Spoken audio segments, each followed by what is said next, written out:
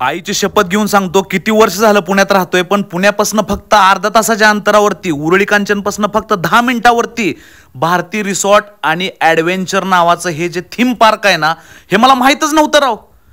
असं वाटलं की त्याच्या आईला मी कुठल्या देशात आलोय आणि कुठल्या प्रकारची मज्जा मज्जा करून राहिलोय. भारती रिसॉर्ट करते टर्न घेतला मित्रांनो, असं वाटलं की अरे चला चला वंडरलँड मध्ये चाललोय.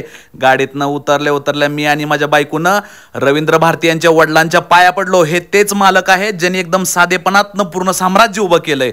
मित्रांनो, इथं ज्या प्रकारच्या ऍक्टिव्हिटी असतील, काय उंट असेल, घोडा असेल, जे पण तुम्हाला सांगतो आता तुम्ही बघचालच पुढं काय आम्ही काय काय करून राहिलो, आणि हे तुम्ही पण करू शकता.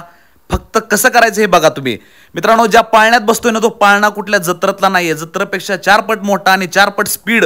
म्हणजे असं पोटात घालवतंय ना, अरा पाळण्यातनं खाली उतरस तर दुसरी गोष्ट आली. आता ह्याची तर नावं सुद्धा मला माहित नाहीत मित्रांनो, पण ह्यात बसल्यावर तर मला वाटणार कुठल्या ढगात गेलो. त्यानंतर हे बघा, माझी बायको म्हणली वा वा वा, मला किती छान ठिकाणी घेऊन आला. आणि त्याच्यानंतर आयुष्यात ही अशी गोष्ट आहे ना, तुम्ही एकदा करायचीच हो. विमानात बसायची मजा वेगळी, हेलिकॉप्टरमधली वेगळी, पण ही मजा वेगळी आहे.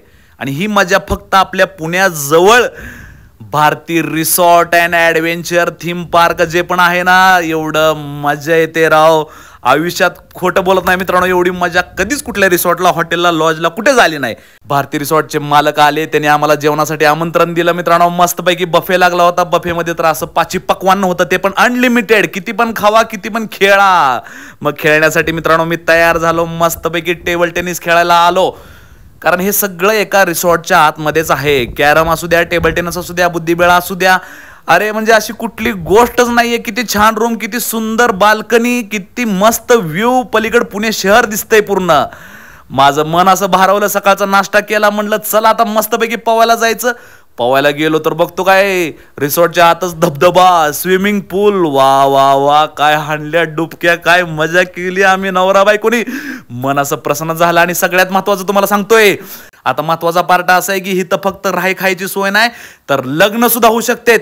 तुम्ही सुद्धा तुमचं अशा जागी लग्न करा की आयुष्यभर लक्षात राहणार, तुमच्या पण, तुमच्या पाहुण्यारावळ्यांच्या पण. कारण इथली जी सोयी सुविधा आहे त्या मस्तपैकी लॉन्स आहे, मोठं गार्डन आहे, पार्किंग आहे. अरे 400 काय 1000-1500 माणसं येऊ द्या, तुम्हाला कुठल्याही गोष्टीचं टेन्शन नाहीये.